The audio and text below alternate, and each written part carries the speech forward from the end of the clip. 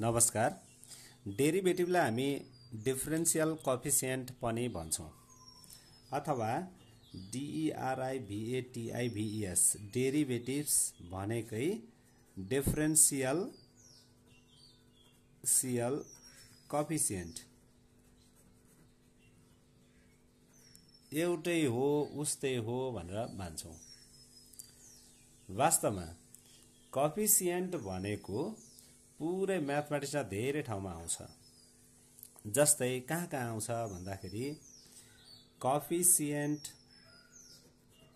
Of x square in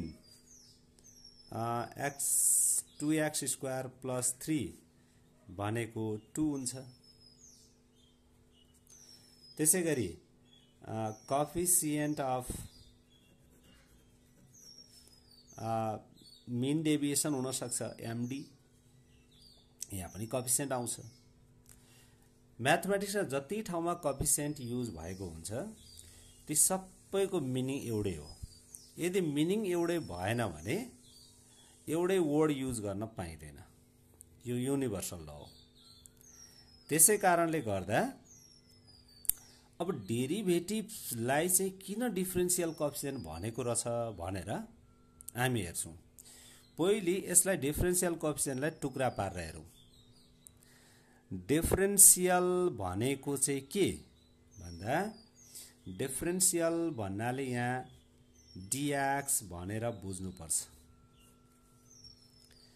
differential भनेको dx और delta x जे भनौं, dx अथवा डेल्टा x यो भनेको चेन्ज इन x लाई हामी डिफरेन्शियल भन्छौं। अब डिफरेन्शियल को कोएफिसिएन्ट चाहिँ डेरिभेटिभ हो अर्थात डेरिभेटिभ भनेको डिफरेन्शियल कोएफिसिएन्ट हो। अलिकति यसमा सोचौं। जस्तै एउटा क्वेशन लिउँ। मानिलिउँ y equal to x square छ भने यसको डेरिभेटिभ 2x हुन्छ, हामी सबैलाई थाहा छ। अब त्यसो भए यहाँ कहाँनेर छ त डिफरेन्शियल कोएफिसिएन्ट त्यो हेरौं। फर डिफरेन्शियल कोएफिसिएन्ट यसको लागि मानिलिउँ अब x मा थोरै चेन्ज गरेर हेरौं एकपल्ट। y मा पनि त्यसो गर्दा करेस्पोन्डिङ चेन्ज हुन्छ। यो y नलेखेर मैले y लाई y1 मानिलिएँ। x मा थोरै चेन्ज गरे मैले, जस्तै x प्लस मानौं dx अथवा डेल x के लेख्छु, डेल x नै लेखिदिए। x मा म थोरै चेन्ज गर्दैछु अनि चेन्ज गरेर यसलाई ओपन गर्दैछु, expression open. a square plus 2ab plus b square. अब यो ठाउँमा म खोज्दैछु कि कोएफिसिएन्ट अफ डेल x कति रहेछ भनेर म खोज्दैछु। त्यसको आन्सर त 2x आयो, equal to 2x।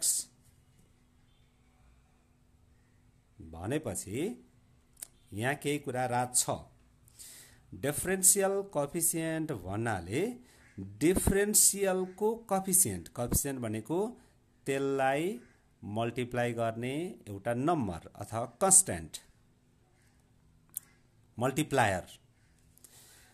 Del x लाई मल्टिप्लाई गर्ने मल्टिप्लायर 2x भएको कारणले कोएफिसिएन्ट अफ डेरिभेटिभ पनि 2x आयो।